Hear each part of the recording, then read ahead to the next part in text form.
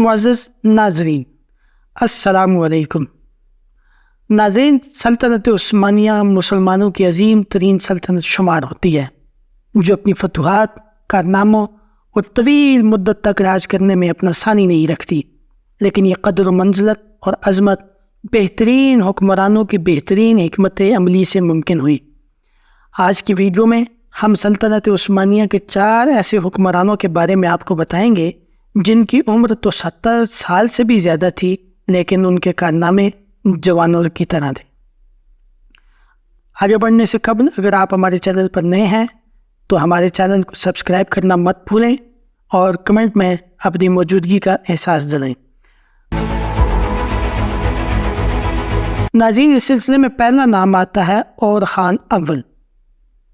اور خان اول المعروف غازی خان سلطنت عثمانیہ کے دوسرے فرمانروا تھے۔ انہیں سلطنت عثمانیہ کا اصل بانی بھی قرار دیا جاتا ہے۔ اور خان نے 1326 سے 1359 تک حکمرانی کی۔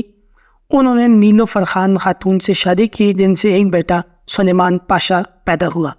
انہوں نے مغربی اناطولیہ کا بیشتر حصہ عثمانی قمروں میں شامل کیا، جبکہ ان کے دور میں پہلی مرتبہ ترک افواج یورپ میں داخل ہوئی، جب ان کے بیٹے سلیمان پاشا نے 1354 میں پولی پر قبضہ کیا۔ دنیا کی پہلی منظم فوج قرار دی جانے والی ینیچری بھی انہی کے دور میں بنائی گئی، جس میں مفتوحہ علاقوں کے غیر مسلم غلام نوجوانوں کو اسلام قبول کروا کر فوج میں شامل کر لیا جاتا تھا۔ وہ 1359 میں 75 برس کی عمر میں انتقال کر گئے تھے۔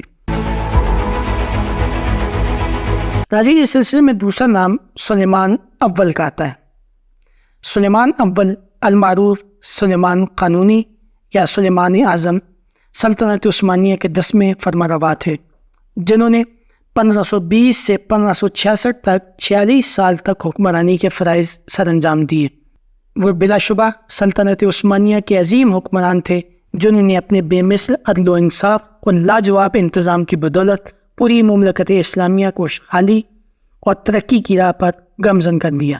انہوں نے مملکت کے لیے قانون سازی کا جو خصوصی اہتمام کیا، اس کی بنا پر ترک انہیں سلیمان قانونی کے لقب سے یاد کرتے ہیں، جبکہ مغرب ان کی عظمت کے اس قدر معترف ہیں کہ مغربی مصنفین نے انہیں سلیمان ذی شان، سلیمان عالی شان اور سلیمان اعظم کا خطاب دیا۔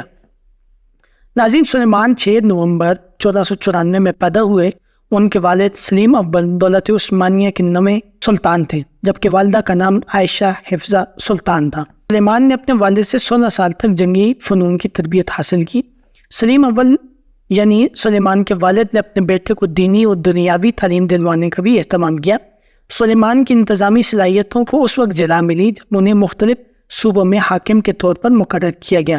سب سے پہلے انہوں نے اپنے دادا سلطان بایزید ثانی کے زمانے میں کفہ کی صوبے میں حکمرانی کے فرائض سر انجام دیے۔ سلیم اول نے جب ایران پر حملہ کیا تو سلیمان ہی نائب کی حیثیت سے قسطنطنیہ میں موجود تھے۔ سلیمان اعظم کا عہد حکومت نہ صرف تاریخ عثمانیہ بلکہ تاریخ عالم کا ایک نہایت اہم دور ہے۔ 1520 میں سلیم اول یعنی سلیمان کے والد کے انتقال کے بعد سلطانی سلطنت کی باغ دوڑ سلیمان اول کے ہاتھوں میں آئی، اور یہیں سے دولت عثمانیہ کے اس دور کا آغاز ہوتا ہے جو اپنی خوشحالی، استحکام اور وسعت کے اعتبار سے یادگار ہے۔ سلیمان نے اپنے 46 سالہ دور حکومت میں خلافت عثمانیہ کو سیاسی برتری دلوانے اور اسے برقرار رکھنے کے لیے جو کوششیں کی، وہ بلا شبہ لائق تحسین ہیں۔ ان کا یہ کارنامہ اس لحاظ سے بھی بے حد ممتاز ہے کہ اس دور میں مسیحی و مغربی طاقتیں بیدار اور متحد ہو رہی تھیں۔ مغربی یورپ کی سلطنتیں قرون وسطیٰ کی خلفشات سے نکل کر عہد جدید کی معرکہ آرائیوں کے لیے تیار ہو رہی تھی۔ سلطنت عثمانیہ اور ان کے درمیان 40 سال تک کوئی بڑی جنگ نہیں ہوئی تھی۔ یورپ میں بایزید ثانی کی لڑائیاں چھوٹی چھوٹی مسیحی ریاستوں کے ساتھ محدود تھی۔ سلیم اول کی توجہ تمام تر اسلامی سلطنتوں کی جانب مضبوط رہی۔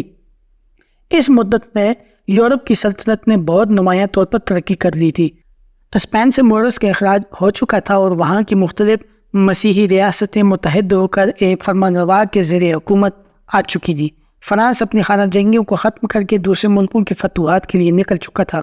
انگلستان اور سلطنت آسٹریا میں بھی قوت و استحکام کی علامتیں زائد تھی۔ من جملہ دیگر فنون کے فن حرم میں خصوصیت کے ساتھ بہت زیادہ ترقی ہوگی۔ باقاعدہ تنخواہ دار پیدل فوجیں بڑی تعداد میں رکھ لی گئیں، آتشی اسلحوں کا استعمال کثرت سے کیا جاتا رہا۔ عیسائی سلطنتوں میں اپنی قوت کے احساس اور مسلمانوں سے تازہ مقابلے کا حوصلہ شدت سے پیدا تھا۔ یورپ مذہبی جوش سے لبریز تھا اور باہمی عداوتوں کے باوجود تمام مسیحی سلطنتیں دولت عثمانیہ کے مقابلے کے لیے آمادہ اور مستعد تھیں، اور بڑی بڑی شخصیات عثمانیوں کا مقابلہ کرنے کے لیے میدان میں آ گئی تھیں۔ مثلاً شہنشاہ چارلس پنجم جو یورپ کے نصف سے زائد حصے پر حکمران تھا، جس میں موجودہ اسپین، بیلجیم، ہالینڈ اور جرمنی شامل تھے۔ ادھر انگلستان میں ملکہ الزبتھ اول حکمران تھی اور ہنگری پر شاہ لوئی کا سکہ چل رہا تھا۔ یہ یورپ کی بیداری کا زمانہ تھا۔ فرانس، انگلینڈ اور آسٹریلیا نے اپنے اختلافات ختم کر دیے تھے اور مسیحی طاقت متحد ہونے کی فکر میں تھی۔ دولت عثمانیہ کے لیے چارلس اور اس کے معاونین سے قوت آزمائی کرنا آسان نہ تھا، خصوصاً ایسی حالت میں کہ ایران کی وسط سلطنت پر دشمنی کے لیے آمادہ تھی۔ وہ شام اور مصر میں ہر وقت بغاوت کا خطرہ تھا۔ چنانچہ حکومت سنبھالنے کے بعد اپنے 26 سالہ دور حکومت میں سلیمان کسی نہ کسی جنگ یا مہم میں مصروف رہے۔ اگرچہ درمیان میں مختصر وقفے بھی آئے، لیکن جہاد کا جو جذبہ سلیمان کے سینے میں موزن تھا، اس نے انہیں آخر وقت تک میدان عمل میں مصروف رکھا۔ انہوں نے ذاتی طور پر 13 بڑی جنگوں میں شرکت کی، جن میں سے 3 ایشیا میں اور 10 یورپ میں لڑی گئی، اور اس طرح سلطنت عثمانیہ کی حدود میں 13 مرتبہ اضافہ ہوا۔ اس میں شبہ نہیں کہ 16ویں صدی میں ترکی کے عظیم الشان کامیابی کے سبب ان کی زبردست فوجی قوت اور اپنی قومی عظمت کا احساس تھا، لیکن اس کی کامیابی کا اصل سبب یہ تھا کہ عثمانیہ سلطنت کیسے فرما روا کے ہاتھ میں تھی، جو دولت عثمانیہ کا سب سے بڑا تاجدار اور اس وقت دنیا کا سب سے بڑا شہنشاہ تھا۔ سلطان نے حکومت کے اداروں کا انتظام اس قدر عمدگی سے کیا کہ اس کی مثال کہیں اور نہیں ملتی۔ ان کا ایک جمہوری دور تھا۔ انہوں نے شاہی خاندان کے افراد کی بجائے وزیر اعظم شوقی پاشا کو نظم و ضبط سونپ دیا تھا۔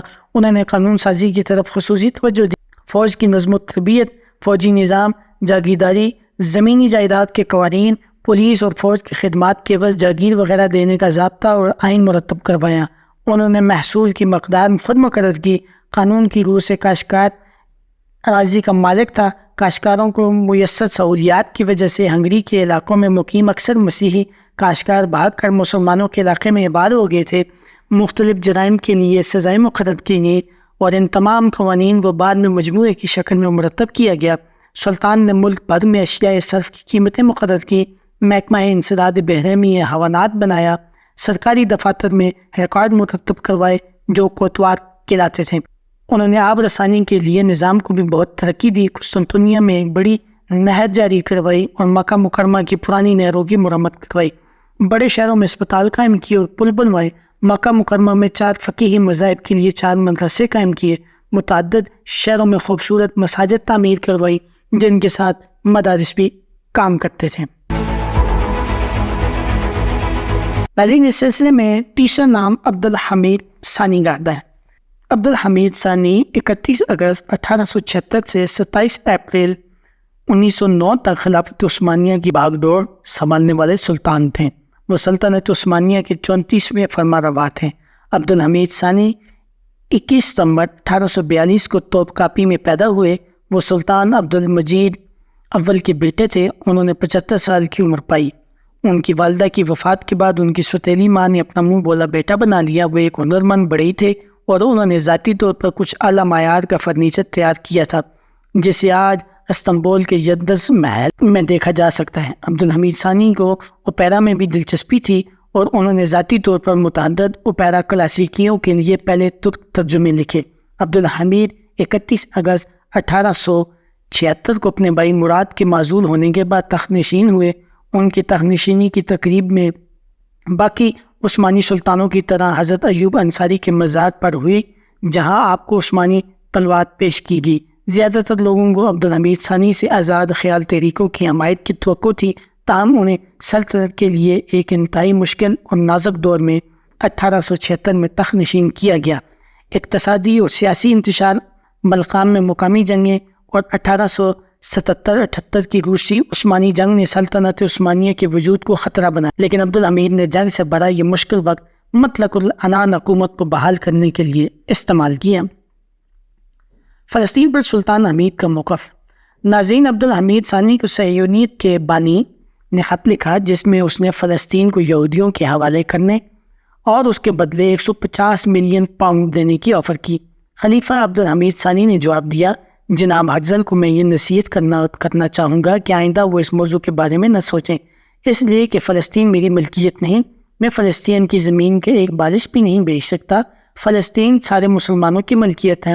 اس مٹی کی خاطر میرے آباء و اجداد عثمانیوں نے سینکڑوں سال جہاد کیا اور اس کی مٹی میں مسلمانوں کا خون شامل ہے، جس کی گواہی میری عوام نے دی ہے۔ یہودیوں کو میری نصیحت ہے کہ وہ اپنے پیسے اپنے پاس سنبھال کر رکھیں، اور اگر خلافت کا شرازہ بکھر گیا تو فلسطین کو بغیر قیمت کے لے لیں، لیکن جب تک میں زندہ ہوں اللہ کی قسم کھا کر کہتا ہوں کہ چھری کے ساتھ میرے وطن کو کاٹنا آسان ہے، لیکن دیار اسلام سے فلسطین کو کاٹنا آسان نہیں۔ انہوں نے پہلی شادی استنبول میں جارجیا کی بدر فلک سے کی، دوسری شادی کفکار کی بیداد سے کی، تیسری شادی جارجیا کی دل پسند خانم سے کی، چوتھی شادی آذربائیجان کے مزید مستان خانم سے کی، پانچویں شادی کفکار کی پیپستہ خانم سے کی، چھٹی شادی جارجیا کی خانم سے کی، ساتویں شادی صالحہ سے کی۔ اس کے علاوہ بھی انہوں نے تقریباً 9 شادیاں کی اور ان سب سے ان کی کثیر اولاد ہے۔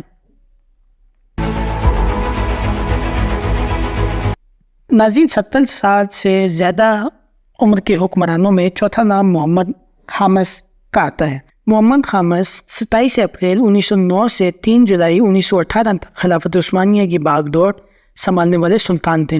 وہ سلطنت عثمانیہ کے 35ویں فرمانروا تھے۔ وہ 2 یا 3 نومبر 1844 کو توپکاپی محل استنبول میں پیدا ہوئے۔ 70 برس کی عمر میں 3 یا 4 جولائی 1918 کو فوت ہوئے۔ وہ سلطان عبدالمجید اول کے بیٹے تھے۔ ان کی والدہ کا نام صوفیہ تھا۔ محمد پنجم نے ایک آئینی بادشاہ کے طور پر حکومت کی۔ حکومتی معاملات میں اس نے بہت کم مداخلت کی، حالانکہ اس کے ذریعے آئین کا احترام بہت کم تھا۔ حکومتیں اس کے دور حکومت کا پہلا نصف نوجوان ترکوں کے دھڑوں کے درمیان متنازع سیاست سے نشان زد تھا۔